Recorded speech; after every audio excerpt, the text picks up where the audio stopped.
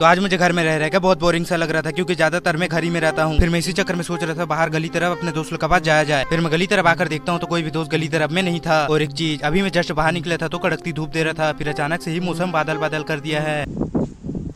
फिर ये मौसम के चक्कर में मैं घर आ जाता हूँ और घर आते ही मेरा कुछ ऐसा हाल हो जाता है कि मेरे अंदर वाले रूम का पंखा ऑन ही नहीं था। फिर मैं सोचने लगता हूँ कि अपने बाइक में कहीं घूमने जाया जाए। फिर मुझे याद आता है कि बाइक तो मेरे पापा कुछ काम से ले गए हैं। फिर मैं पैदल ही जाने लगता हूँ अपने भाई लोग के घर तरफ। फिर मैं वहाँ पहुँच कर देखता हूँ तो गली में ऑलरेडी 3-4 दोस्त खड़े हुए थे। फिर मैं थोड़ा गली में टाइम बिताने के बाद घर आने का सोच ही रहा था कि मेरे भाई घर से थोड़े से आम मिल गए घर लाने के लिए। फिर मैं और मेरे दोस्त घर तरफ आ ही रहे थे कि रास्ते पर गुपचुप दुकान दिखने पर मैं मेरे दोस्त को बोलता हूँ चल गुपचुप खाकर ही डायरेक्ट घर निकलेंगे।